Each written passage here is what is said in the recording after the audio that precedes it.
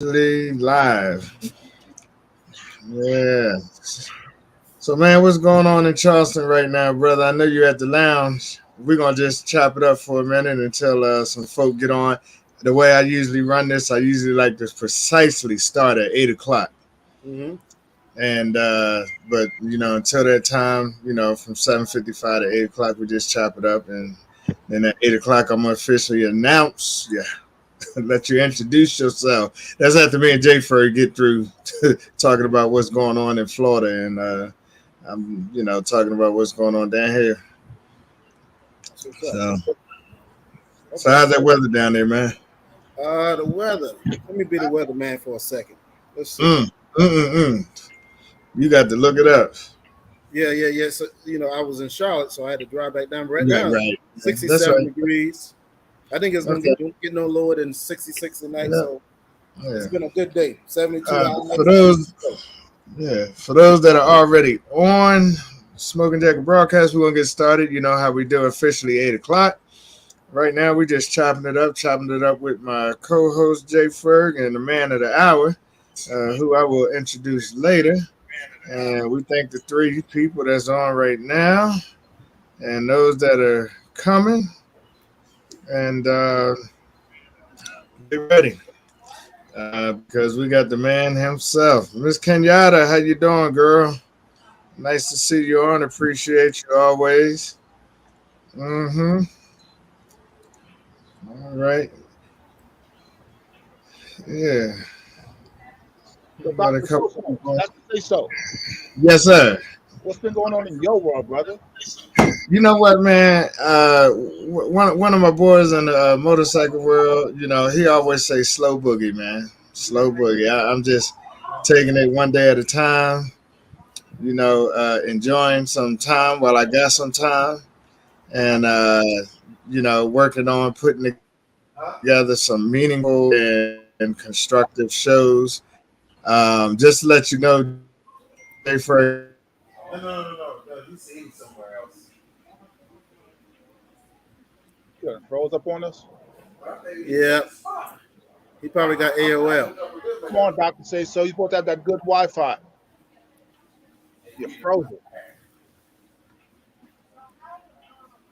Anyway, we'll get back to the good doctor whenever he checks back in. So Right. How's everything with you, bro? Man, I'm doing good, man. I'm making no noise. I'm enjoying life. You making noise. You just don't talk about it. Nah. No, man. But I just see you and hear you loud and clear. You see me and hear me loud and clear. Loud and clear. I'm just having fun. That's what's up. I am having fun. Traveling and just sharing the love, really. So how is I know last time we really kind of sat and talked. I think that was when we had breakfast when you were in Miami the last time. Right. So how's everything in your world coming together in terms of the lounge? I know you talked about, possibly have a future plan for a second location. Right. Mobile. How's all that coming? How's all that rocking right now? It's rocking, man. I dealt with this location and give me a runaround. I mean, I plan for the second location to be open by May 4th. Okay. But I ain't gonna rush it. So that's one thing. Okay. One thing being us is we go through stuff and we go through the turmoil. But one thing I learned is that if you don't rush it, because if you rush something, it really wasn't meant for you, and you rushed it and you made it happen anyway. That means you ain't had that little touch in there. Well, listen, I actually live by that motto because I'm a living example of it. All right. Quick story. Back in '99, Super Bowl was in Atlanta, right? I wanted to go. I shouldn't have went. But everything, one of them things where no matter what you try to do, something knock it off. Like everything was preventing me from going to. Like, everything that could go wrong was going wrong. But I forced it and I got there, right? Mm-hmm. The very first day I got there, got dressed, getting ready to hit the streets, slipped on black ice, broke my leg, spent the rest of the weekend in the hospital. Damn. I wasn't supposed to be there. I say either that or I was being kept away from something, and the only way Right. to keep me away from it was to sit my ass down. Right. Wow. Yeah, so I live by that motto, bro. Now, that resonates in my mind every single time because it's Yeah, like man. you can't force success. Hey. Well, look here. It's officially 8 o'clock. And I want to welcome everybody that's on so far to the Smoking Jacket broadcast. I am your host, Dr. Sayso. Got my man Jay Ferg on. What And up? we got the end of the hour. As soon as me and Jay Ferg get finished with our dialogue, we're going to introduce him shortly. But look, Kim Queen, I thank you for coming on. Kenyatta, thank you for being on. To the others that I cannot see that are on YouTube right now, do me a favor. Leave your comments, post your comments. Chris Simmons, what's going on, man? How you feeling today? Glad to see you on, but we got a special guest with us. This is not our normal Monday to do the show, but we got some things and some events coming up right now, and we're gonna let my man. I'm not even gonna say his name because can't nobody introduce him like him. But Jay Ferg, what's going on down in Miami, man? Man, same old, man. Hot as hell. Yeah, Unfortunately, I've been very busy, so I haven't been able to take in much of that beautiful weather and enjoy the beach. But I did do. I just got done doing a seafood festival yesterday, yeah, and man, this venue is something special. It's literally like on the water in the back of a big ass mansion, man. We had about 3,000 people out there yesterday. Great Wow. right. seafood, live bands, Junkanoo bands, shit ton of vendors. This is my second year doing this particular seafood festival. But it was great. It was a great day yesterday in Yeah, Miami. The weather was beautiful, and you couldn't ask for a better day to be outside right. enjoying yourself. But other than that, man, like I said, schedule's a little busy right now because I Yeah. literally got back-to-back events over the next 3 weeks. You know what I'm saying? So Okay. super Well, busy. man, look, I'll Sunday, tell you what I Sunday, am Sunday, great. excited about. I'll tell you what I am excited about. What's that? The show that we're doing with the Wimbleys. Man, I'm excited about that. When I was down there at Destination Herf, I got some video footage. I got to get it edited to be able to show this. I mean, man, what's going on down there with them. Not only that, but their catering service, the other things, the cigars that they got going on. So, man, I'm just looking forward to that whole piece right there. But, man, in my world, ain't nothing, like I said, man, I'm just slow boogieing with it, man. Ain't nothing going on too much around here. Just taking it one day at a time, man, trying to get some great content with the show. Working on a show to do, but I'm going to rent a professional studio to do it in. But Judge Ketanji Brown, who just got appointed to the Supreme Court Justice, and looking forward to that and sit down with a chat and chew with her, with the co-host. And and she's giving some airtime to small time entrepreneurs in the media industry. And so I put my name in the hat and got a letter back. And so we're going to try to make that thing happen. But without further ado, we got my man here all the way down in the Chuck Town. Matter of fact, let me put him on. Let me put him on blast right here because we got to see his face, and he is none other than Mr. King Hollywood. So, Mr. King Hollywood, man, I want you to do yourself a favor, our audience a favor, because I don't think I can do it no justice. The only one person that can introduce you is yourself, man. So you come on in your own fashion, in your own way, and tell the folks who you are, my brother. Well, we start off with the saying that I like to do. If it's all right, it's all night. Oh, baby. But hey, Well, ain't nothing wrong with that, man. Look here. So just tell us a little bit about yourself, man. What's going on in your world, man, before we get to the Q&A. well, born and raised Charleston, South Carolina. Like you say, the new kid on the block. And, I'm in Charleston. I own a cigar lounge here in Charleston called Luxe Cigar Lounge, as well as the mobile cigar lounge. And also facilitator of Charleston Smokeout. Mm. And a lot of other things outside of the cigar industry. I'm also a music artist. I own tax offices, and business consultant. And You keep talking. I got to go get something. Go ahead. okay. You got the flow. But But there's some other things I got brewing in the fire that I can't release just yet, but it's working. So, and that's just a little bit to say just for right now. That's what's up, man. So, with you being a local guy in Charleston, what was the cigar scene for you coming up?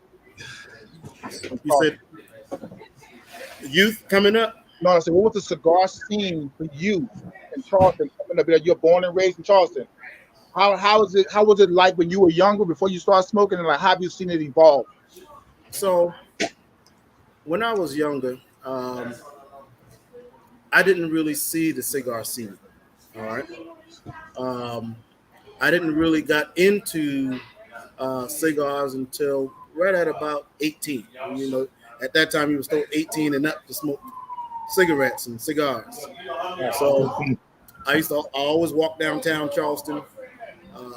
Favorite place to go was Smoking Lamp, owned by a white little lady that kind of groomed me up into smoking cigars. Actually, I started on pipe tobacco. So I was smoking pipes before I smoked cigars.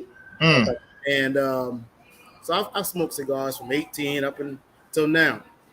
Now, I got in the industry right at about 3 years ago. All right. And I started my tax offices in Charlotte in 2019. 2018, I went to a Panthers and Cowboys game. And when I left there, I wanted to go smoke a cigar. So I ended up going to Taylor Smoke, Uptown. I think Unc had just opened that spot or just was about to get his liquor license. So the liquor was on the shelf. It wasn't even served because the license wasn't there yet. So Right. I met the guy, Brandon. He introduced me and to all this. I'm looking around. I was like, I like this. So 2019, when I started the tax office in Charlotte, and I said, you know what? I got a spot I'm going to go to. I went to Uptown again. And I met Michelle, which was his manager on duty. She gave me the whole spiel, and I'm looking around. I'm looking at a lady over here with her laptop, with her piece in her ear, with a little wine and a cigar. A couple over here having a little conversation. And I've always been around bar business. I've owned several clubs, run several clubs, bars, whole 9 yards, concerts. I'm a promoter at heart. So when I look at this, and I was like, and it's transition. You know, I went from the hip hop. Let's start over. I went from gospel, okay? I started with gospel, all right? You can't forget your roots. Yeah. So I started with gospel. Always been in the church my whole life. So from gospel, I got into secular right at about 2008, 2012 on my first club. And so it started with gospel. I went into hip hop, R&B, hip hop, jazz, then cigars. But I've always had a cigar either night or a room inside one of those establishments. So when I got into the cigar industry, again, seeing that type of clientele that was in that lounge, and I was like, you know what? I'm getting older. I want to sit back and relax. I don't have to worry about shoot 'em up, bang, bang.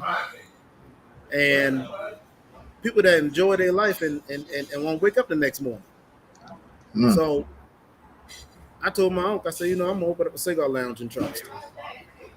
And 2020, all right, so 2019, I pondered on that whole thing. 2020, right at about April, I was ready to strike the match. But what happened in 2020? Pandemic, man. COVID. Yes, sir. So I wasn't going to open up a lounge not knowing if we can have people in the building or not. So I put it in the mobile. Preston said, you know what? I didn't teach you everything you need to know as of right now. Now with the mobile situation, you need to call your auntie. That's Christine. I called her. So the lounge part was already in motion first, but since the pandemic came, you made another decision and went to the mobile side. Went to the mobile.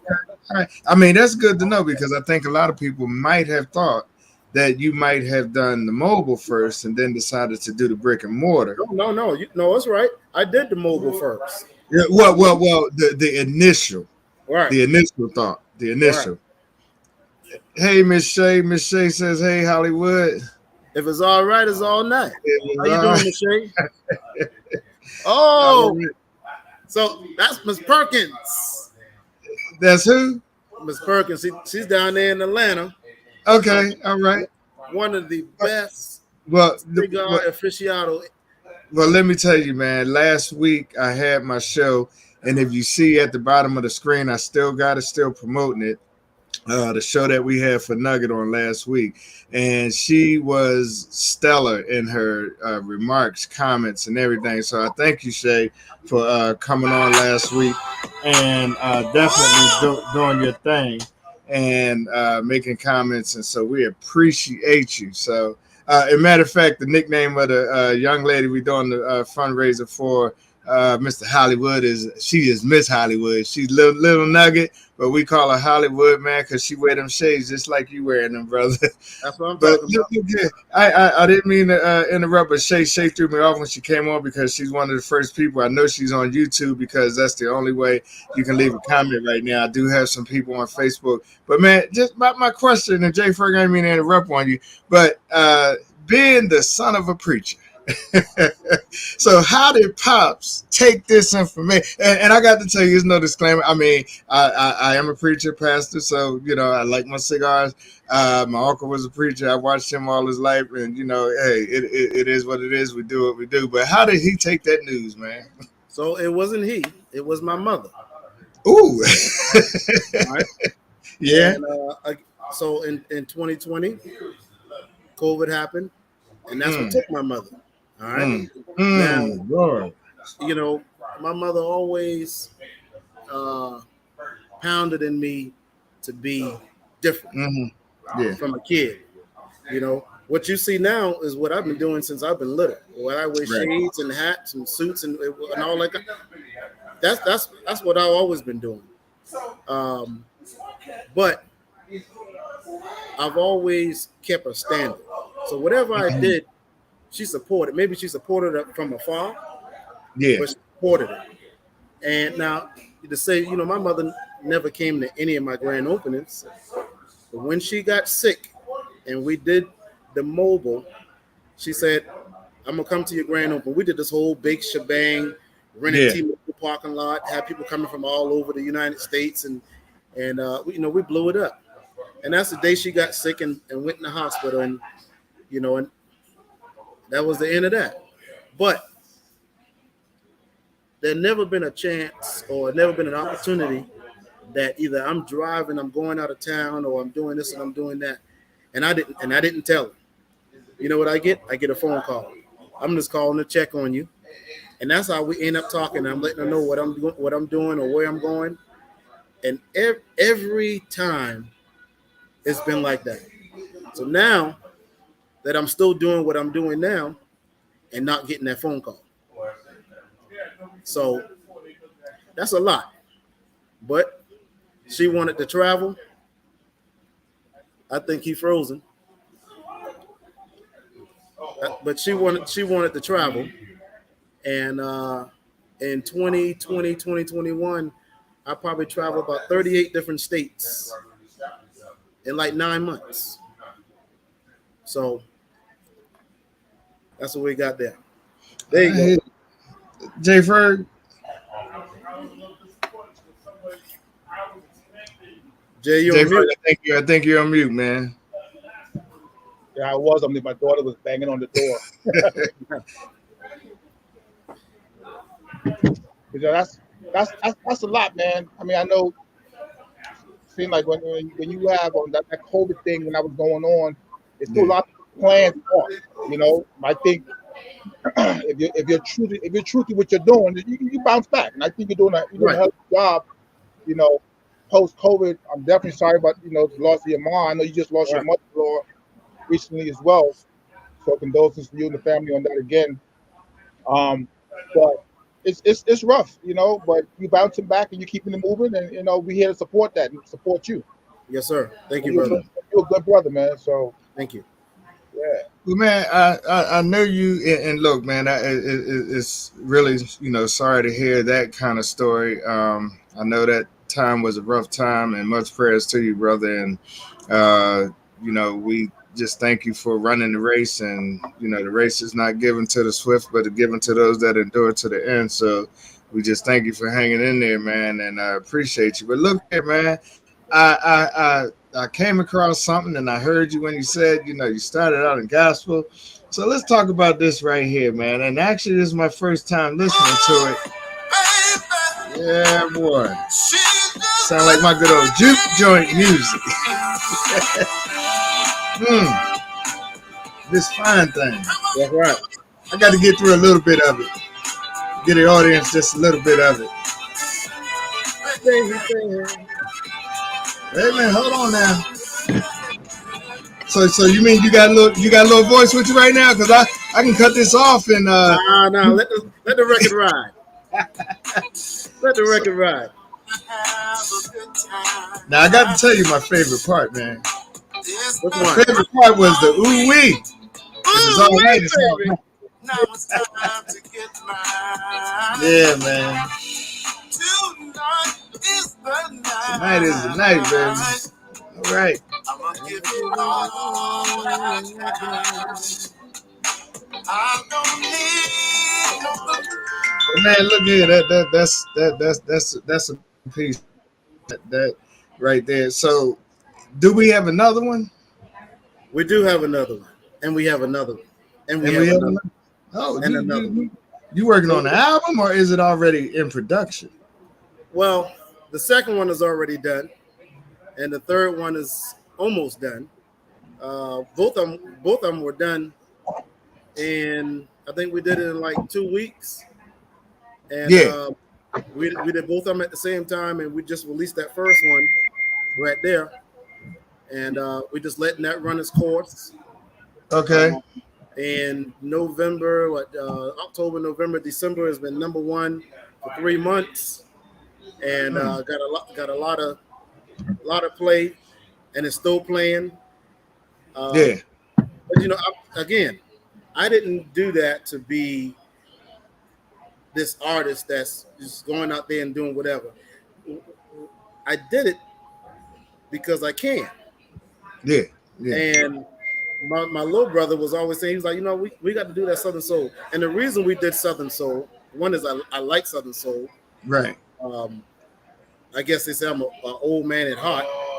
But the reason Southern Soul is every last Southern Soul artist there is that's out there, most of them I brought to Charleston. So, I mean, from the Mohican, Marvin Cease, Candy Liquor. Yeah. Marvin Cease is my man. Yes, Lord. You know, all those cats. Lacey, Librado. Now, you know who you remind me of when I first listened to it, and I went to. Are you familiar with the Bikers Roundup? I am. Okay, so it was in about 2007. I was in Pittsburgh at the Bikers Roundup, and I came across. I was riding my bike across this stand that was selling music, and I heard this man. I mean, the sound was just awesome, man. And it was a brother by the name of Calvin Richardson. I know Calvin Richardson. Yeah, man. And so it listening to it today, it kind of took me back to like that first song I heard from him. And man, I was like, man, this brother, man. I mean, you got that Calvin Richardson flair. I don't like to categorize you and put you in the box with somebody else, but it just made me immediately think. So again, I tell you, I love everything that I do. I love it. Whether it's taxes, whether it's business consulting, whether it's the cigar industry, music, I love it. So I don't feel no type of way on what box you put me in. Yeah. But to be in a box with Calvin Richardson, that motherfucker can sing.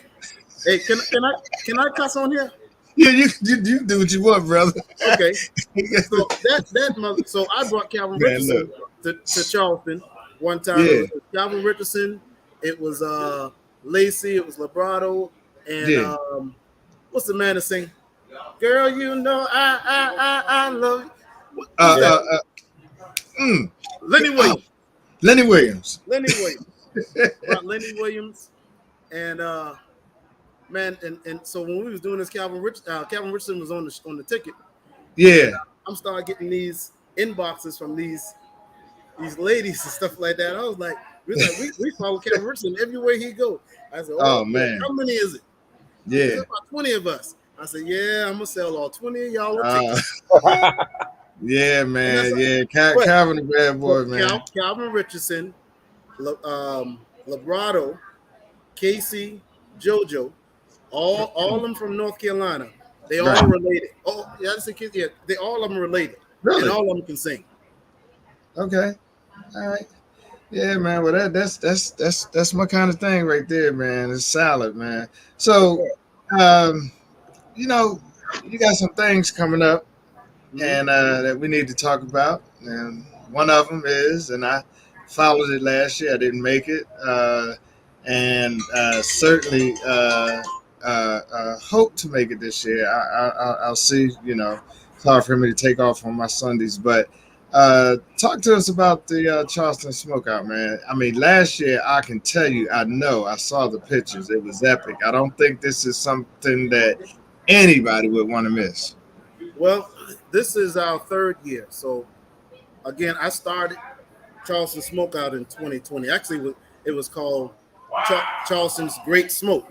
All right, at first, and 2020, about 5 days before, maybe 3 days before, I got a cease and desist because I couldn't use the word Great Smoke in the name of it. So I sent that. Now I got a question. The only reason I asked is because I do know there is one called. Does that have anything to do with the one in Florida? Yes. Honestly, because it was. It is. Okay, I did attend that. But you know what? Yeah. All respect. Yeah. Absolutely. So my lawyer said, hey, just change the name. You know, it's 3 days before. What's going to happen is what's going to happen. Cool. So we changed the name, Charleston Smokeout. Okay. So 2020, we started with 600 people. And in 2020, I did it absolutely no charge. It was Friday, Saturday, and Sunday. All right. And second year, I turned it up a notch. That's 2021. And I did $75 straight across the board. Right. Every last thing. Everybody. Now, was that the year that, man, you rolled out the kind of Cajun? Oh, yeah. Had the crabs. That was last year. And everybody got fed and everything was all good. They announced, so now we got 2022, which is the third annual. Now this year, and this is all me traveling because, again, I'm still new in the cigar industry, new to throwing an event with cigars. And my thing is, I throw events on how I want to enjoy myself. Yeah. Okay. And then I figure out what other folks like. But I give them that taste of Charleston. Yeah. That low country, that hospitality, that vibe that when you get, you be like, well, when is the next one? So this year we made it a little bit more larger and expand our horizon on getting the word out. So we brought in 9 ambassadors from Texas, Vegas, Chicago, Maryland, Merritt, Florida, Atlanta, Macon, Georgia, Charlotte, Greensboro. All right. So doing that, we added on our meet and greet on Thursday. Then we have a hook day on Friday, which the theme this year is called Field Day and Show Edition. So Field Day is where we as adults would play field day games, and then the show edition comes to where I do promotions. So we got a whole big stage, a couple of bands that are coming down. So and the bands are different genres of bands. So we got a party band. We got one band that's doing this Whitney Houston tribute. I mean, it's about a 12-piece band. And then we got another band that's doing this go-go style of music. About 5 or 6 different DJs on the show. food vendors, whole 9 yards. So that's just on Friday. Then on Saturday, we call it day smoke and drink. So we do a day party in the daytime. So now for all of that, what is the going to be your proposed cost? And I mean, whatever it is, I'm sure and I know it's definitely worth it. Right now, general tickets are $95 for the whole weekend. And I think that's fair. Yeah, I for the think whole that's weekend. fair. Yeah. Matter of fact, I think that's a little under, but hey, Shay just said I put her comment up. I want them to experience Charleston. I want them to experience the energy we give off. Yeah. You know, we have a cigar club here in Charleston. Good Time Gang Charleston chapter. Yeah. We all good time gang here. yeah. So the thing is that they when you come, I ain't just doing it, giving you the energy just by myself. Right. There's 127 of us. So we go and we make sure everybody is doing good and all this kind of stuff. So you mean to tell me so see, first of all, I don't even like that term anymore, new kid on the block, because really you could teach some of these old kids on the block what you're doing, because I think really you're onto a whole lot, you're doing your thing, but you are up to 127 Good Time Gang. Man, that's epic. That's nice. Yeah. That's nice. And I think the love has been reciprocated through your personality, what you've been doing, how you've been doing it. I think it speaks volumes. Even when Shay just commented, she said, "When I met you, you definitely gave the Southern hospitality," and so definitely, you know, yeah. Jay Ferg. Well, first of all, I want to know. Let me hear from Jay Ferg first. How did y'all meet? How did we meet? Because let me tell you, when I said, "Hey, I'm gonna get Jay Ferg on the show, come on with me," he said, "Oh yeah, that's my man. I got to have him on." That's my brother. So about a year ago, actually, for your hook date for the show last year. So we have a mutual friend that was working for Hollywood at the time, and she reached out to me. She's like, "Hey, we need to get a tent printed and a banner and this, that, and the third for our TTG chapter." Right. I'm like, "All right, cool." So I took care of the printing work that she asked for, and then he hit me up after that. And it was like, "Yo, I need a tent for my mobile lounge." I'm like, "All right, cool." But we still had never really talked or got to know each other yet. And then I get another text from him. He's sending me somebody else. I need some printing work done. I'm like, "Oh damn!" Right. Okay. And then we just kind of just went from there. And then we finally met in person at where did we find? Was it Miami? Miami Hook Day. Where I brought all my kids. Last year. Yeah. So we finally met in person then, and we hit it off, and it's just been love ever since. You know, it's not a lot of people that I meet that I gravitate to, and I have a lot of respect for Hollywood, not just as a cigar smoker, but as a man. You know what I'm saying? Because he's a man of his word, and that's important to me. You know, like when we had breakfast in Miami a few months ago, and it was him, his wife, and I. You know, we just hanging out, and he says to me, he was like, "Yo, what's the dates again for Destination Herf?" I saw him the dates. His wife was like, "Babe, you know, that's the same weekend as the wedding in New York." He was like, "Yo, I forgot about his wedding in New York, right?" Mm-hmm. And he did something that, to me, solidified my relationship with this man to where he can call me for anything. This man said to me, "Yo, I'm not gonna make it, but I want to go ahead and buy a ticket anyway." Mm-hmm. Yeah. And he did. Yeah. You know, and that was the moment where I was like, "Yeah, you know what? I can fuck with this brother on any level because you're stand-up cat." And it wasn't even about the money. It wasn't even about the money. It was the fact that you said you was going to do something, and I didn't call you by. You just did it on your own. That's and right. that spoke volumes. That's why when you hit me up and you be like, "Yo, brother, I need this." Right. Hell yeah. Because, you know, my biggest thing, Chris, is, you know, a lot of time we run around, we scream, you know, brother, family, my sis, my bro. But the actions behind it, they don't match up sometimes. I agree, man. I agree. It was refreshing to meet this brother and to see that he's a stand-up guy, and I'm like, yo, I fucking rocks with this guy all day.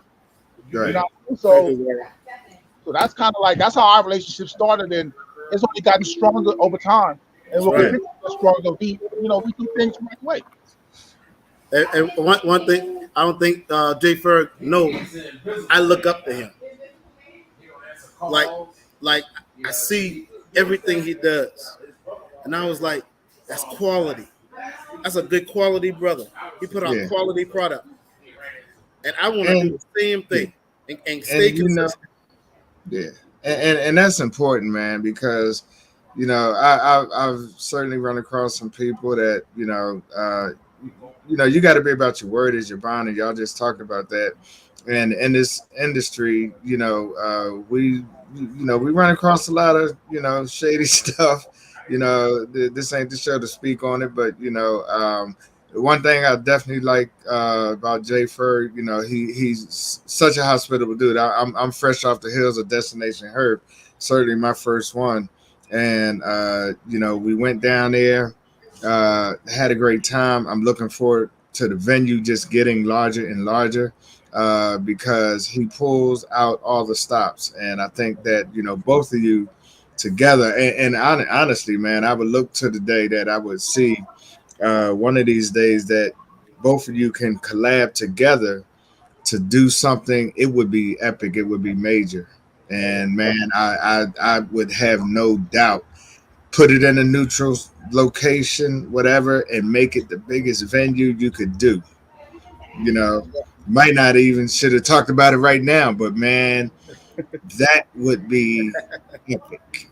I'm telling you that the both of you together, I believe two great minds that almost think alike could put a venue together. Both of you are event promoters, first of all.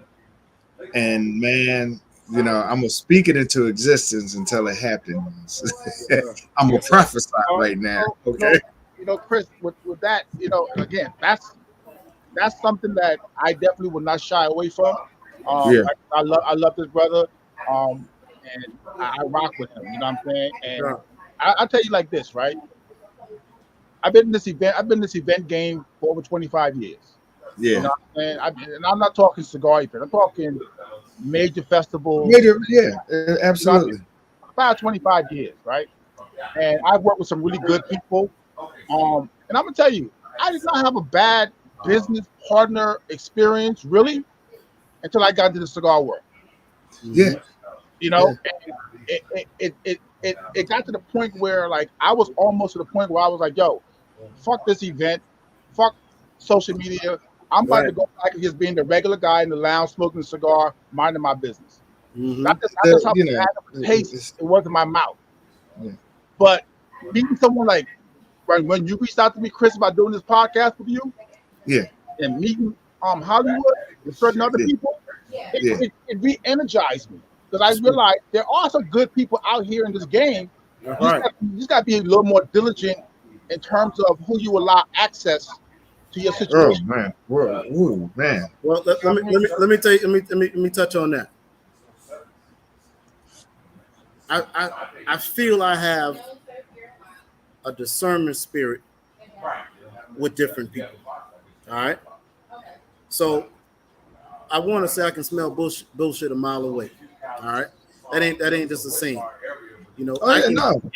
I can be in conversations and I don't feel that a spirit is right. You know what I do?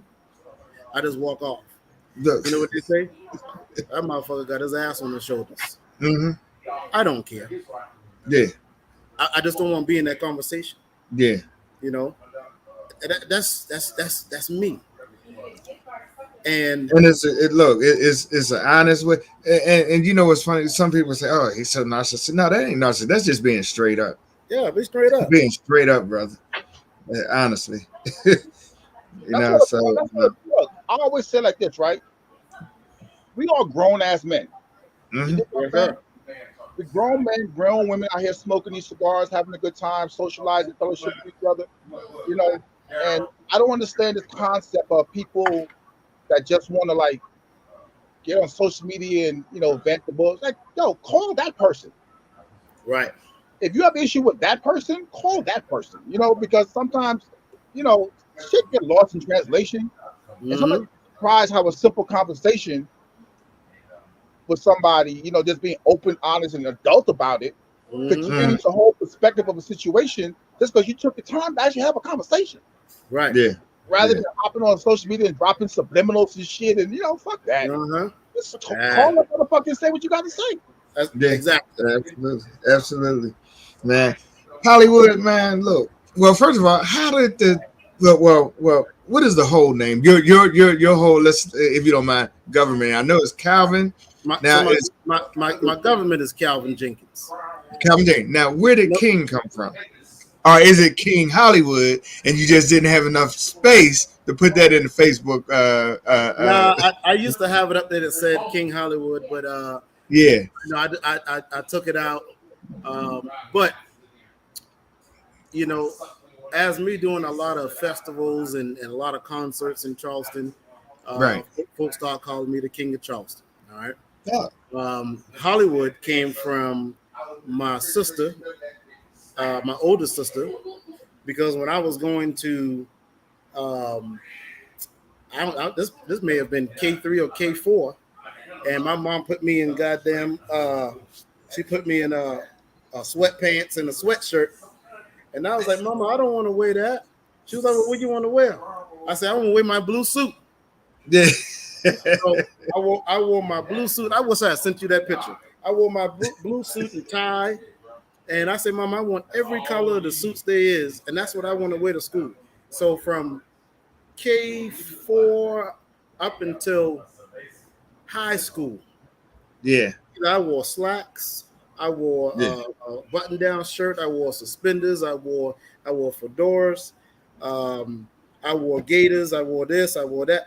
Now I didn't even take a book bag to high school. I said, so I had a book bag in first through fifth and sixth through eighth. Right. When I got to high school, I said, I got to graduate. I can't carry no book bag. I said, what you want to wear? What are you going to carry? I said, I need a briefcase. I knew that. I need a briefcase. But you know what? When you look successful, you think successful, it makes you want to be successful. That's right. Because you never want to take a step back from that which you have already had. Right. Why go down when the only place to go is further up? It's keep on going up. Yeah, man. And so I get that. And you know what? And I have been the opposite, brother. I the suit game, man. I this is no lie. I probably have about 120 suits in my closet. I know you do. And you know what? And I'm 62 now, so I just I wear them when I have to. I love them. I just started buying jeans about maybe 3 years ago. Is that right? 4 years ago. Wow. Just started buying jeans. I mean, tennis or sneakers, whatever you call them. Probably in the past two years. Right. So now I'm wearing some sneakers with my suits and stuff like that. But right. Other than that, man, I was hard bottoms my whole life. That's awesome, man. That's awesome. Well, so you was manifesting your future at a young age. So you knew what you wanted to be, the life you want to live. So you just manifested from a young age, and you just grew into it. Yes, sir. That's dope as hell. Yeah, man. Thank you. Well, man, I tell you what, man. Well, first of all, I got to ask the vibe of the lounge. Let's talk about from Monday through. Well, let's talk about Monday through Wednesday because Thursday and Friday is the lead up to what is the throughout the weekend? What is the vibe of the lounge? So, really, we'll talk about the vibe of the lounge, and we can also talk about the business of the lounge. All right. Right. One is, again, I've always been in bar business, always been in club business, and I've always been at my lounge or at my club or whatever it is. And we as Black-owned businesses have to learn how to not always be accessible. All right, because some people only come when you there. All right, and that is very hard on a person that owns a business because you can't always be there when you got 50 other things going on. Mm-hmm. So this is my first time at my lounge in about maybe 3 weeks, a month, maybe. Oh wow. That's One great. That's great. is because I have one of my staff members that I truly trust that does deposits and does the inventory, lets me know what the order. I still do the ordering, but that kind of helped me not be there. So, and also with having staff, it is hard to find good staff. All right, trustworthy is one, accountability, two, Preach, brother, preach. hoping to be a sponge to soak up the knowledge that you need in this industry, because you have motherfuckers to come and test you that probably don't know shit. Well, what is this cigar? What is this cigar? And you testing them, you testing them. So what I do is I pour a lot of knowledge into my staff to be ready for that. All right. Now, another thing is having a lounge, making sure it's clean, bathrooms clean, Yeah. cigars are fresh, Right. the lounge clean, the decor really nice. Now the vibe is coming from two things: your staff with customer service, and two, the people that come to the lounge, Mm-hmm. because they create the atmosphere, or keep the atmosphere consistent that you created. Right. So I'm usually closed on Monday. All right. I'm usually closed on Monday. Tuesday through Sunday is when I'm open. But when I turn that open sign on, I'm here. I turn the open sign on. Now, just have to ask, why close on Monday? I just got to ask that question. So where I'm at, this is in Monk's Corner, South Carolina. It's about 25 minutes north of Charleston, right? Charleston, okay. Not a very busy area right now. Right. But I know what it's going to be in the next 2 to 3 years. Right. So I got it now, preparing for the next 2 to 3 years. But I'm building and building and building. So I'm focused on the area that I'm in, even though I'm from North Charleston. Right. But I'm focused on the area I'm in. It's very slow on Mondays, and one staff. So somebody got to have a day off because everybody else work Tuesday through Sunday. Okay. I got that. That makes sense. Not a well. Shay want to know how long did it take you to find your staff? All right. Yeah. So, before I opened Luxe brick and mortar, I had all the staff before I even opened. All right. And how long did that? That didn't take long because I knew people that were already looking for work. Is one. Two, that was already in the cigar industry. All right. Now, my how I hire is moving forward. I like to hire for you to know nothing about cigars. Zero. I don't care if you have not smoked one cigar. All right. But if you are willing to smoke, we will train you. Because now we can mold you on what we need you to know to take care of the clients that's coming into the lounge. Mm-hmm. And people, you know what? People don't believe that there's such a person that know everything that they can run a person out to the lounge. And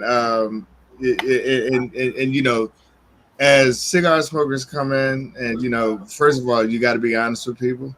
Even if you don't particularly like a cigar yourself, you can't say, "Oh, well, no, that's a bad cigar." No, you can't do that. Because what may be a bad cigar to you may be a good cigar to somebody else.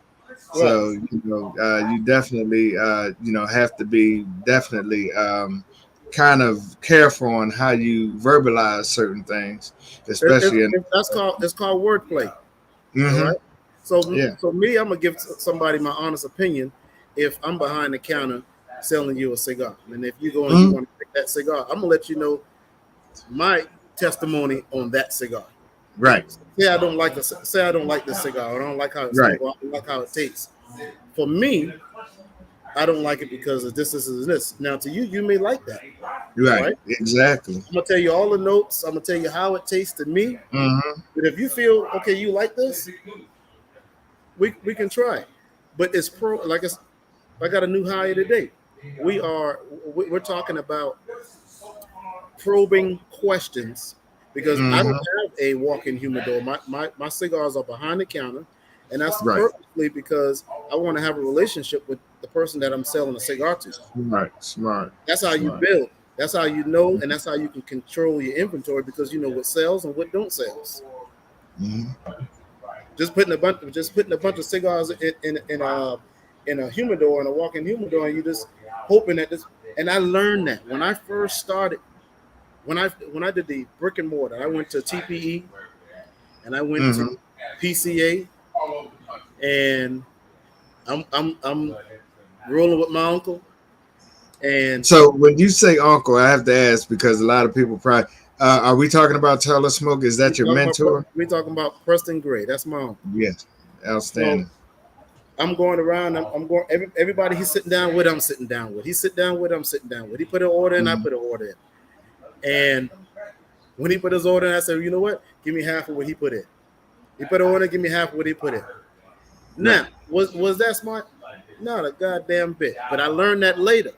Right. Because I'm looking around and I got 7 humidor cabinets that holds about 4,000 cigars each, right? Right. And I'm looking and I did all my buying.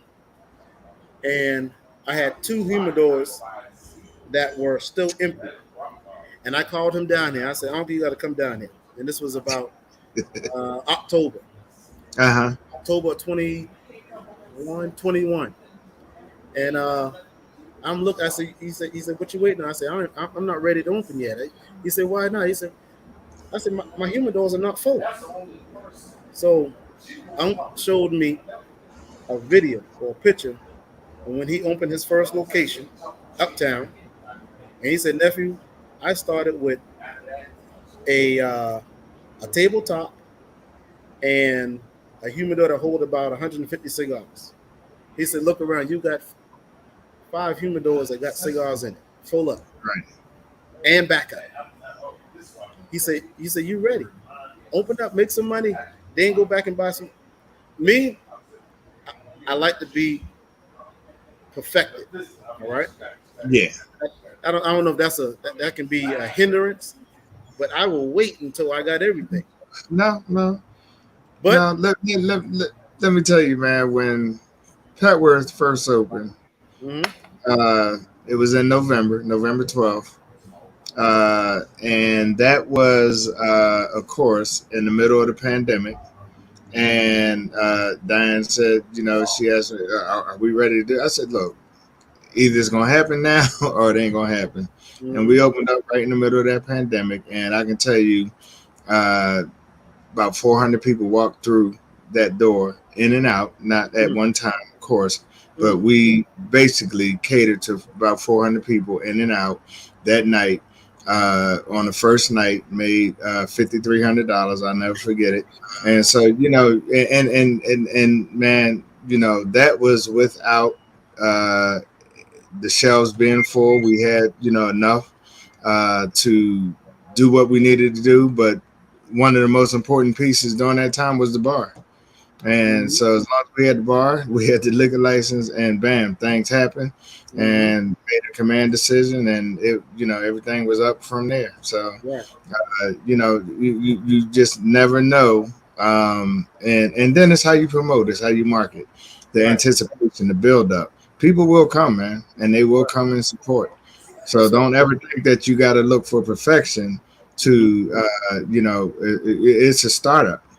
And people will understand that, and they, will look for the better things to come, and not really say, "Well, no, this is all they know." They know, and I think that your persona, your personality, and everything that you bring to the table speaks volumes to what you will do in the future, no matter how you start, because they're not going to look at the place; they're going to look at the man. Right. And I think you have built yourself a solid reputation to say, "Oh, the best is yet to come." Mm-hmm. So we look forward to that. You know what? That all goes back to what I was saying. All right. When we open up these establishments, we Yeah, look at us. yeah, You don't never see. I don't want to say them. right. You don't know who the owners are unless you really in that industry. Right. Do you see them show up as much as we show up? No. So my philosophy is to create the atmosphere whether I'm here or not. All right? Whether I'm here or not. Right. There you go. Jay Ferg, man, we coming up on 10 minutes. Does your do you have full liquor at your lounge? Beer and wine. Beer and wine. Okay. Are you planning on going full liquor at some point? Second location. Second location. Yeah. Second location will be full service. Beer, wine, food, of course. Because I like to eat. I love to eat. Yeah, we know that, brother. Hey, you know that. Oh, Jesus. I almost ordered the whole menu, didn't I? Whole menu. I'm like, God damn. Yeah, man, I want to taste everything. But food, I'm really big on food. I go around and I eat at so many restaurants. I mean, I should be big as a house. Just today, my last meal was oxtails, rice, macaroni and cheese, jerk chicken, and lemon pepper chicken, collard greens, and then I had a friend girl. She come over and brought me a sweet potato pie. She said, I had me one, and I said, I know you was gonna ask for one when I got here. I like to eat, so the thing is,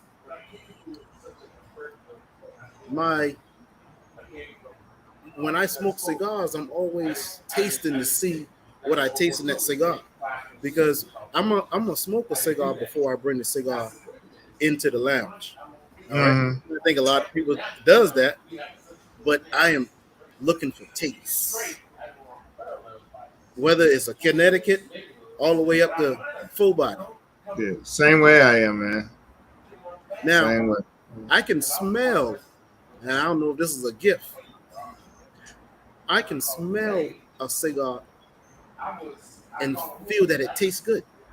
Well, let me give you Cigars 101, brother. Well, actually, that would be Cigars 201, going up to 301. You ever heard or when you read about a cigar and you hear the notes in it and it says leather? Have you ever tasted leather? I've never put my tongue on the leather. You smelt leather. Yes. You don't taste cigars basically through the palate of your mouth. It really comes through your nose. Right. So that's why we retrohale, because you pull out the notes through your retrohale, and your nose really tells you what you taste. Right. So when we get those notes like leather and pine or wood, or it's woodsy, we never tasted that. We've smelt that. Right. So when you say you could smell a cigar, like if I lit a Davidoff, and we know most Davidoffs are earthy, dirt, wood, etc., pine, walnut is something you can taste, but that is really I mean, you said it correctly because you can smell a cigar and say, "Hey, that's going to be potentially a great cigar." That's right. So yeah, so you spoke it right. You spoke it right. All right, man. You got your bourbon glass there. You drinking bourbon?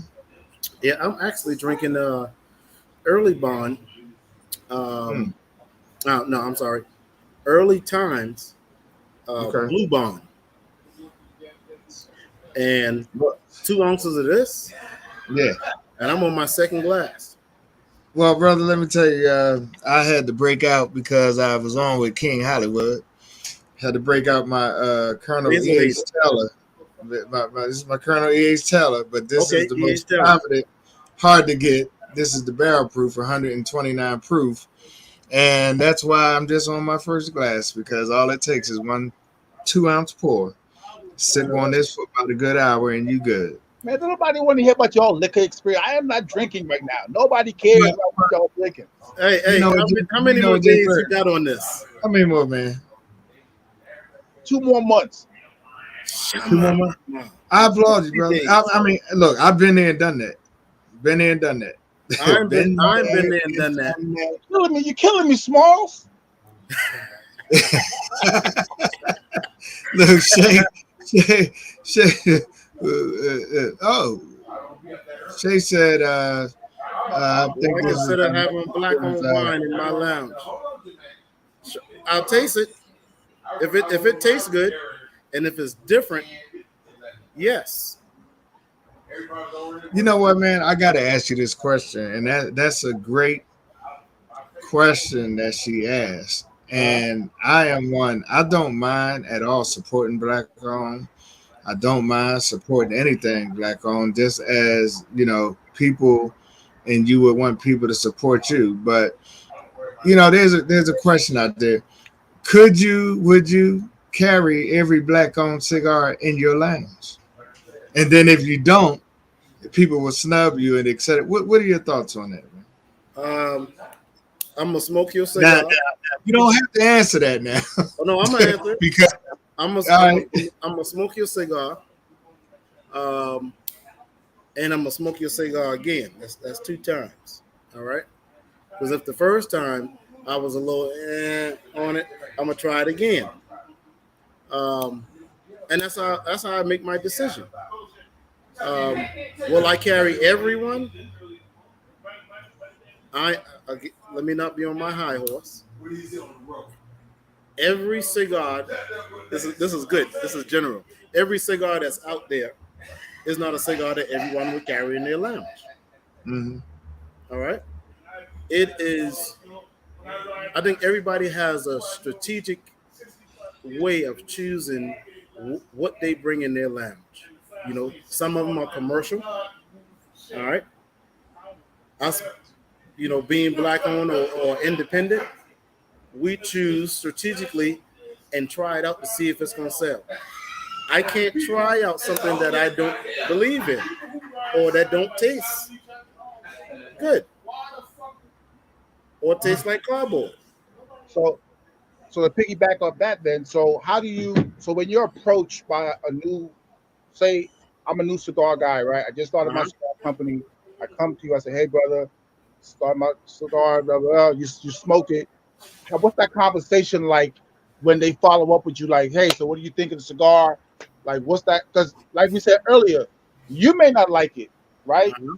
Because That's like right. I was with my brother yesterday, and he loves the Drew Estate Factory Smoke. Not a big fan of that cigar, right? Uh-huh. And he swears by it. He's like, "Yo, that's the shit," right? I'm like, "Nah, I'm more of a full body. I need a little more flavor, a little pepper, a little spice, right?" Right. So, what's that conversation like with you and a brand owner to express to them why you're not carrying that product? Now, if I have smoked the cigar and they came back to me and I didn't, uh, I didn't really like it too much, and that's me being truthful. You know, I don't know how. So it's the same thing with food. When I'm at a restaurant and they give me the food and they put it in front of my face and I'm eating it, what's the first thing you gonna say? Oh no, Yeah. I can't do that.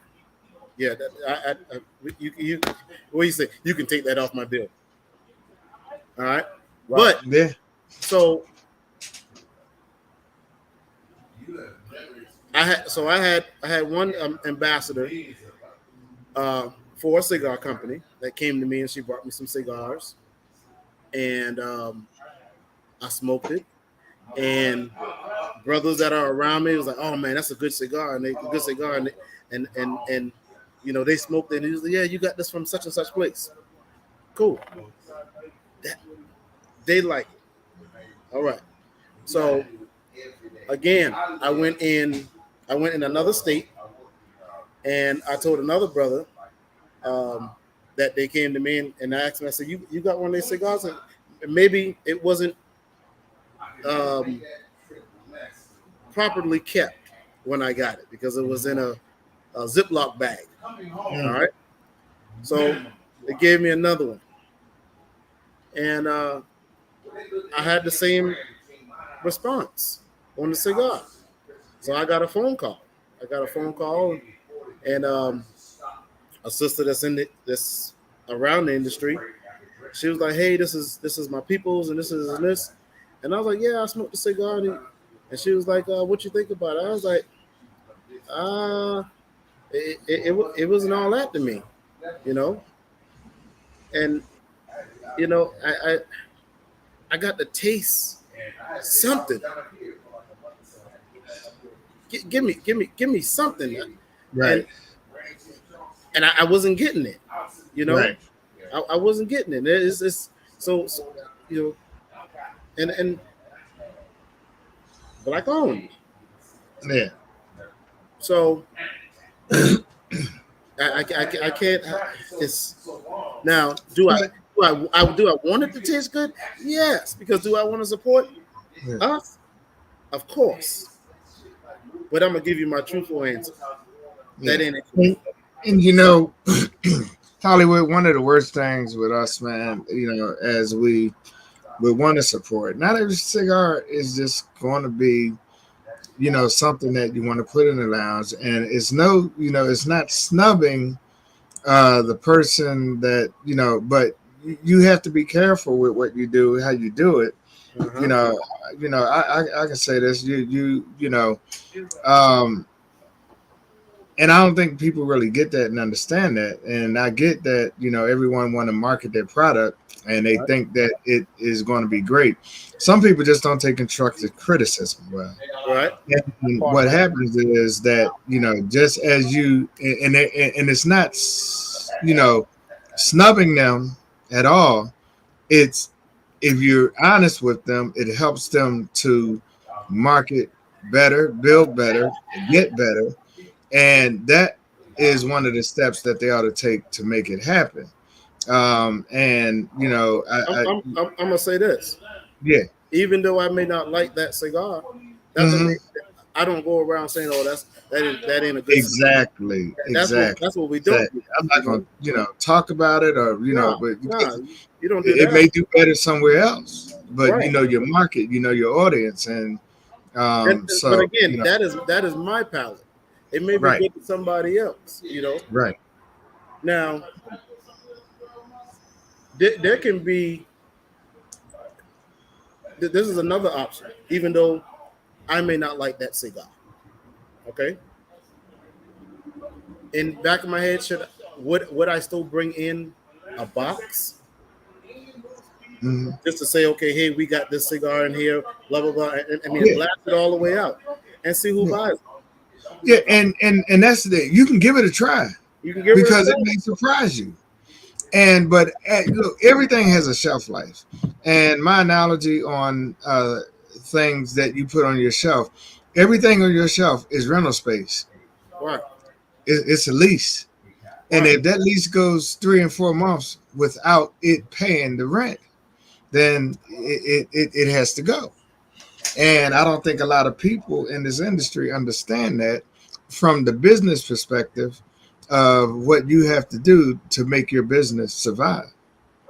Well, and I've experienced that. All right. Mm-hmm. Oh, you're Again, going to experience, brother. Trust me. yeah. When I bought all those cigars, and I looked and see everything else is selling except for this and this. Mm-hmm. So when I see it's not selling, I put it on Right. Front Street. I put it on Front. I put it right in your face. I bring it out the humidor, put some Bovita packs in it, and I put it right there on the counter. All right. Mm-hmm. Now, when you do that, people start asking more questions. This and this. Yeah. But really, I put it out there. I get rid of it. Yeah. All right. Now, whatever Yeah. sells the most, I may bring one of that back Right. because that box sell. Right. Not all 5 of those, or 6 of those, Right. or 12 of those. Yeah. Let me put this disclaimer out there. Once again, this is the Smoking Jacket broadcast. It's your host, Dr. Sayso. We got Lenessa Terry, who's not here today. She had other things going on. Rob, shout out to him. He's at the urgent care with his daughter. Prayers up to him. And we running a little overtime, but I don't mind running a little overtime today because I ain't got nothing but time. It's a good conversation. We chopping it up. Gotta apologize for the spotty internet. I'm didn't feel like going out today to the lounge and do the broadcast. So I stayed in on the back porch using my phone as my Wi-Fi, and it's been spotty here and there. So we apologize for that. But the reason I'm running over because man, this is good stuff. One that you're providing Hollywood, and I appreciate that. Candid Conversations, man. Shout out to you with the what you're doing, your endeavors. Ken, I heard Jay Ferg allude to this earlier. I know you got some irons in the fire. I know you said that you cannot and don't want to divulge anything yet. But the minute that you are able to divulge anything, we want to get you back on so that we can get the exclusive, the Smoking Jacket broadcast exclusive. And like any other news organization, I like to be the latest news since news been news. And so when you get ready to make a move, man, I appreciate you giving me a call so that we could publicize it and promote it, market it on the Smoking Jacket broadcast. Is that a deal, my brother? That's for me or that's for Jay? Yeah, that's for you, man. That's for you. Look, you are the man. Yeah. You got some things. You got some irons in the fire. We don't want to. I know you said you don't want to divulge them right now, but yeah. The minute that you ready to do it, man, we want to have it on the Smoking Jacket broadcast. Look, I'm ready. I'm just waiting on certain things that happen, and then I understand. we're gonna strike the match. Yeah, no explanation needed, brother. And we're gonna strike that match like a good cigar, drink some good bourbon, and I absolutely enjoy this, man. For me to take time and be on here with you guys, Yeah. But Chris, Dr. Sayso, Yes, sir. Us being at PCA and we sit down and we ate lunch and yeah. I know you almost said that word, but it's all right. It's all good. Yeah. And that's all right, brother. And let me tell you, I'm in a good place, brother. All right. Jay Ferg, no. And one thing about it, I stay in this game to help brothers like you do what you do, and to help promote this industry and make it better all the way around. Because some things and certain things, it can be a mess. No matter how you look at it, and some people want to put your name out there, however they want to put it out there. But there's two sides to every story. Always remember that. And one person really ain't got to tell their side, and that's just me. Because my character and everything I do is going to speak for itself. And I just appreciate, good conversation, good brothers, and good people in business that want to succeed and do this thing the right way. And because there's some things that certainly we need to, clean up in this industry, in this business, and not just in the industry or business itself, but how we come together as a community. Right. It's just like, I'm promoting, this fundraiser. There's no reason why this fundraiser couldn't raise the goal and meet the goal of $10,000 to help a sister of the leaf out. And that's what I want to be about right now. Helping to build a better relation of what we say. And when we say sister of the leaf and brother of the leaf, what does that really mean? What we, because brother and sister speaks volume. And when you talk about brother and sister of the leaf, yeah, that's great. You come together, fellowship, smoke a cigar. But if you really truly want to call it a community, come together and help the community when it's a time and a good reason, good cause to help the community. And that's where I'm at right now, and want to help build relations and relationships and bring community together, not just for the sake of smoking, etc. Bring meaningful topics together. We got a show coming up about sex trafficking, human trafficking. That's real. We can do things like that. Enjoy, what we like to do. Smoke cigars and still have the show, but bring some meaningful stuff together. So I appreciate, brothers like you who definitely am like-minded and building. Not just. And I don't think people realize the African American community right now is the largest community that really supports this leaf, Mm-hmm. and people don't realize that, and that's powerful. But we also got to be mindful in how we put our dollars, elsewhere to help, those that are in need as well. Jay Ferg, you got anything else, man? No, I mean, pretty much, man. Look, appreciate you, my brother. I mean, I was looking forward to all. Since he told me he was going to do it, I was looking forward to it. Love having an opportunity to sit down and chop it up with you, man. Another but continued success for you and your different ventures you have going on. I cannot wait to get to Charleston and check out the vibe. Yes, sir. Looking forward to that. Yes, sir. Look, man, we just gonna keep doing what we do, man. I'm hit you up offline on the other thing that we working on. Right. We're gonna get you Right. Hey. Well, much Hey, love, man. hey, hey, Hollywood, that sound like me back in the day when I was doing my broadcast in the lounge. Hey, respect the game, Right. and Right. yeah. But man, look, I certainly appreciate you, man. You know what? We didn't get to this question that Shay had. Hopefully, she's still on. Shay said, "Is the market?" And I actually can answer this question for her, but is the market for what you charge for your cigars make your overhead expensive? You want me to answer that, or you want to go ahead and answer that? You answer one. You answer, then I'm gonna give an answer too. Well, in the cigar industry, of course, cigar retail businesses get their cigars at cost. And when they get their cigars at cost, there is a 100% markup on cigars. And so basically, if we get a cigar that is basically a $5 cigar, then the 100% markup is going to be a $10 cigar. And so that's how you come up with your cost. Sometimes the cost may be a little more with a dollar 50% threshold, depending on your venue, what you have, what your overhead is to make up the difference, etc. That is how I would have done it or do it. A lot of people will say, well, and let me get to the part about, well, if you got a liquor license, why do I got to buy a cigar coming into your establishment? Well, first of all, you're not going to go to Morton's Steakhouse or Capitol Grill Steakhouse And bring your own steak.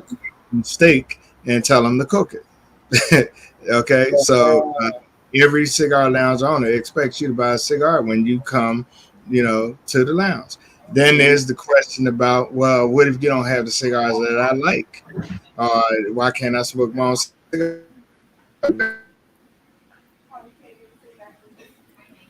You come in, you buy at least one of that out your own box, but you're gonna support the house because it's a cigar lounge, not a bar. It's a cigar lounge with a bar. That's right. Hollywood. Well, so I think I'm a little different in my market. All right. Go. One is because um, you got um, one guy that owns 5 different cigar lounges, and another guy that owns 4 other cigar lounges, and it's been like that for years. Right? Mm-hmm. Um, however, they're commercial. Mm. When I say commercial, means they only carry household names. Mm-hmm. So me, I carry both household names and boutique cigars. Mm-hmm. So now I have I'm introducing cigars to cigar Thank you, smokers sir. that uh, that I'm introducing new cigars to cigar smokers that outside of the commercial. You know, I had Mm-hmm. a guy that came in the lounge today. He was like, "Hey, um, I'm looking for the Padermo 10th anniversary." We were out of it, but I put him on a Espinosa. All Mm-hmm. right. When he smoked that Espinosa, he gonna love it. I already know it because if he like that cigar, he gonna like that cigar. Right. What I'm doing is letting him know about other brands. All right. But I'm letting him know about a brand that he can't go buy down the street or Right. buy 20 miles. One is because in this town, I believe I'm the only one that sells Espinosa, Mm-hmm. only one that sells Contras, only one that sells Definition, only one that Mm-hmm. sells Aladino, uh, EP, EP Corolla. Mm-hmm. Um, what else I got there that carries more than Placentia, which I think is now a household name. Oh yeah. So Absolutely. now, how am I? How do I? You said how do I charge for my cigar? When I know I'm the only one that has it, Right. I can choose the price. Exclusivity. Exclusivity. You Yeah. can't get it nowhere else. Yeah. Now I do have some brothers that have just opened a lounge here in Charleston that I do not mind mentoring. All right, and I told them, any account that they can't get and they're trying to get and they need a contact, I just sent you the contact. Mhm. And and there's nothing wrong with helping a new lounge out. One, first of all, they're not gonna get every account that they get Mm-hmm. that you have. But Mm-hmm. there's nothing wrong until they open out to at least look at selling to them, give them a little 10% markup until they get themselves together. Mm-hmm. And it gives you buying power Mm-hmm. because first of all, if they are buying through you, you get to order more. It builds your relationship with the rep, Uh-huh. and it helps them out until they get situated. That's the same thing happen here.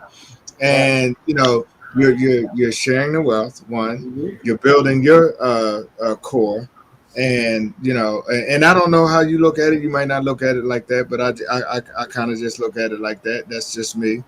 Right. But it's uh, hey, it's the business, and it's So business. this whole the genuine part of the family that we got, all right, of belief, opening his palate to make him come back. Exactly. Um, my brother, you just had him on a couple of weeks ago. Raj, Yeah. that's my motherfucking plug. Well, let me tell you something, man. You know, Raj is a stellar stand-up dude. You know, there's been, there's been talk, there's been issues here and there, adversities, but you overcome those adversities, and whatever is wrong, you make right. Certainly things made right. And Raj is the type of person that will help anybody out in the industry that has a willingness to one learn. First of all, I got my start at the tinderbox. I got my start at the tinderbox before Raj even opened bought the tinderbox from Jeff, and so I was already there. I worked a year for him, and he came in, at a young age, but he has a great mind. Mhm. And it took, it was some bumps, some hiccups, some this, that, and the other, and as time went on, and as he got older, and as the tinderbox was getting older under his tenure, he made changes and made things better for the audience that was there, and I mean, and then just being in the community long enough, doing under his tenure, he's made some great moves. And I would tell him, all the time, I would sit back and I would watch you, and you'd be stupid Mhm. not to watch somebody in the moves they made, That's right. and how they made them, and can do things even in your own line. You don't have to do the same thing, but you learn Hmm. the business model of what has been done and what works and what doesn't work. And so, he's been a great mentor, a great person to watch, a great person to even talk to, and will give you great advice. Right. Yeah, that's my guy. Mhm, mhm. So, yeah. And he's a great community activist because he was one of the first that donated, a very large amount, $2,000 to, the cause that, what we're trying to do and help this young lady out. So, Jay Ferg was on that show. And man, matter of fact, let me just do this if you don't mind, Hollywood. This is your time, but I'm going to just show this particular video right here.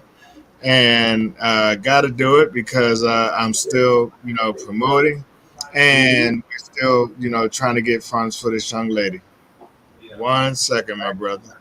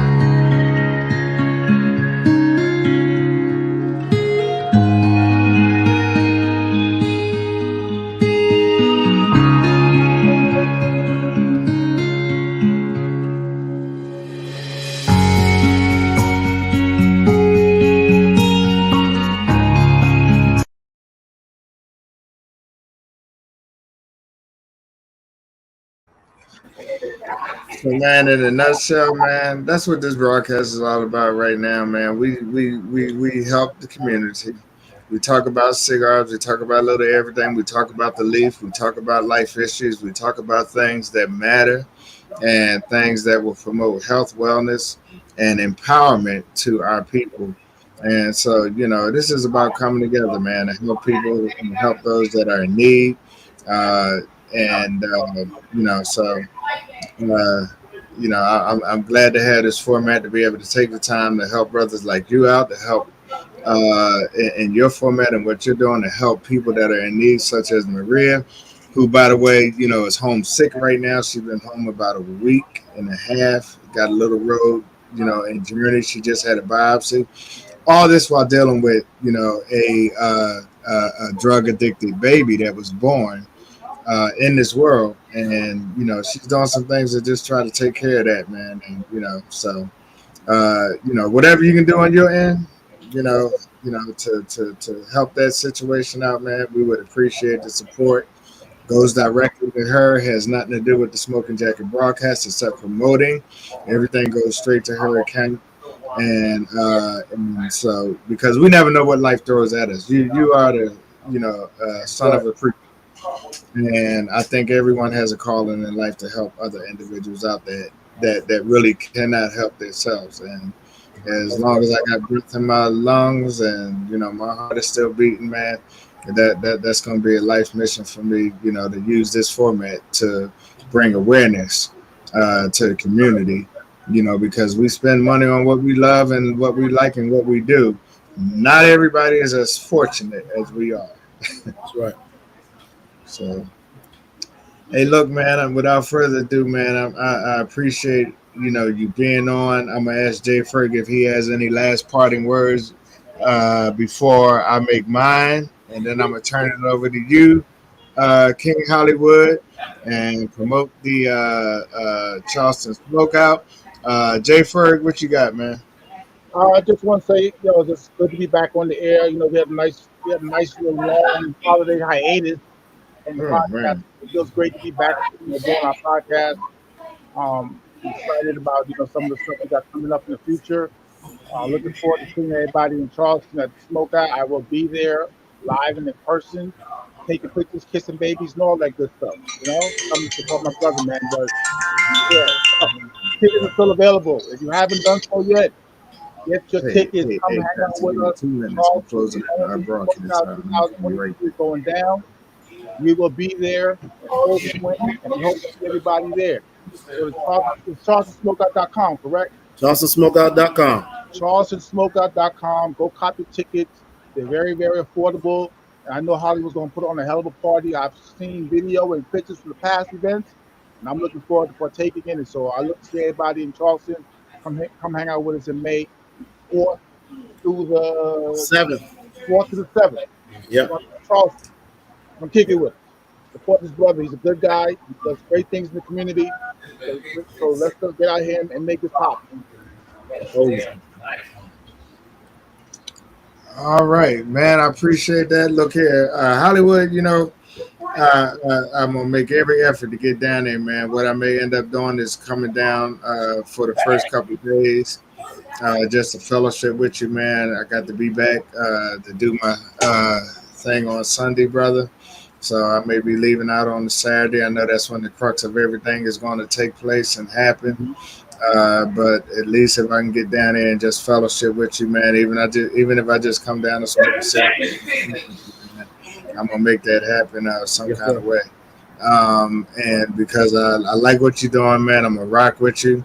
There's very few individuals in this industry I rock with right now, brother, but I'm gonna consider you one of those in the fold. I appreciate you, Yes, everything sir. that you're doing. Much blessings to your lounge, to you, to the people that are around you and that you surround yourself with, man. We ask that God's protection over you and that will keep you and guide you and give you and continue to give that spirit of discernment Yes, for sir. those that are around you to discern friend or foe. Because we know we all got some haters in this industry, brother. And I believe that you're on the right path to do the right thing. And we appreciate you, man. And turn it over to you right now before we close. I appreciate those that take the time to come on the Smoking Jacket broadcast. Look for some great things to come from us in the future. And we thank you. We never want to not, excuse me, thank you for your support and what you have done thus far in this industry and supporting this Smoking Jacket broadcast. Hollywood. Well, my brothers, I just want to say thank you to both of you, as well as the other hosts, for hosting me on your show, the Smoking Jacket podcast. Chris, we hanged out in PCA, and when I Oh, came yeah. down to DC, all love, all love. Appreciate that, man. My brother Jay, I mean, we done had so many interactions, Mm. in person, the text, just sharing different aspects of everything. That's this whole industry, me being in the cigar industry, um, wasn't something that I saw. All right, It wasn't something that I planned to even be visual about. It was something I just wanted to put my money behind and watch it do what it do. And I always tell folks, sometimes your plan ain't God's plan, right? He had a different avenue for you. Mm. All you got to do is follow him. All right. Mm-hmm. And that's what I'm doing. You know, it's the genuine people in this industry. I say I gravitate to, um, that I can have a lot more conversation with, uh, open up a little more because I'm a loner. All right, I'm a loner. You know, I do what I do and I get back off. And I do what I do and I get back off. Yeah. But this is for those that have been watching, chime in, chime out. If you picked up anything from this podcast, take it to heart. All right. I think this has been a different podcast outside of us talking about cigars and this and the fundraiser. Community service will fill your heart up more than you putting $1 in your pocket. Man, it is so. It's like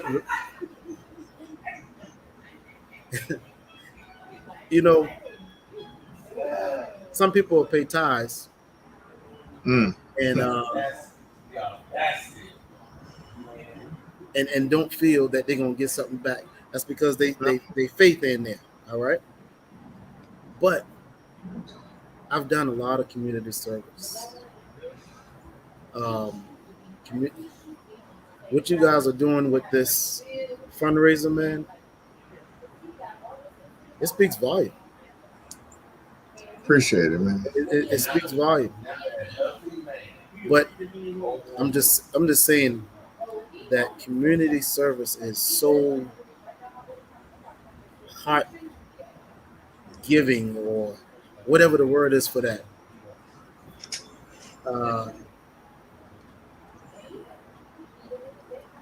You can't explain that feeling when it's a genuine give. Yeah. You can't. Yeah.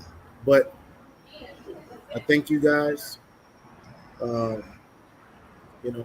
don't even got to talk about the smoke out. It's gonna be what it's gonna be. Yeah. We're gonna have fun.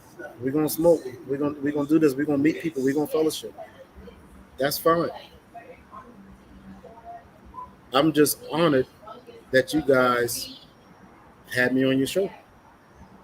Well, man, look, I tell you, it was great having you on. My lights went out. It was great having you on. First of all, enlightening, empowering. Hopefully, it'll help other people. But it's something you said, man. And I got a feeling you the same way I am with this. When something is a passion to you, to see other people enjoy what you love to do, that makes all the difference in the world. People think that there's some people that just open up lounges to look for the quick buck and to get, what they can get out of it, but they don't put their heart in it. They want to see the dollars first. My motto has always been, if it's a passion and if it's something you enjoy, and if it's something that you hold dear to your heart, to light this, to sit down and fellowship with other like-minded folk and have a good time doing it at the same time. Yeah, you can make it, whatever vibe you want to make it, but make sure that you surround yourself with the people that are like-minded like yourself. Because I can tell you, in this industry, you may not get rich doing it, but you will get rich in the fellowship of doing it. And that's one of the most important things, to me. It sounds like it's one of the most important things to you. And let me tell you why I believe that. Because if I looked at the overhead that you spent to make sure people had a good time at your event, I can almost say and guarantee that you didn't make the dollars that you probably should have made to come out on a higher level of profit than you would expect.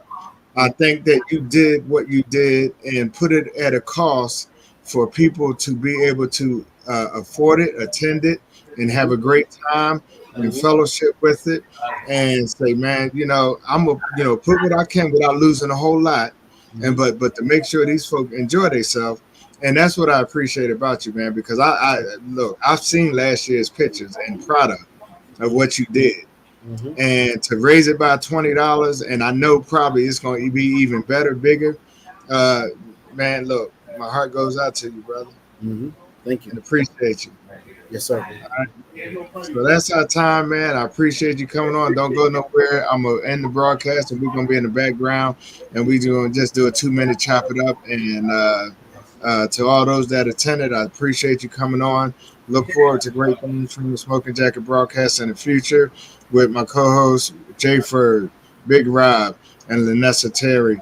And we'll be back with the show coming from live Miami with the Wemleys and what they're doing and their whole vibe that they got going on, man. Jay Ferg is going to be the host of that show. I'm looking forward to it. They got some great cigars. Hey, Hollywood, man, I got to, you got, man, you know what? We'll talk about it later. But to those that are on, thank you for joining us. Deuces, and we'll see you second Monday. Second Monday in March. I'm sorry, second Monday in April. Second Monday in April. Talk to you later.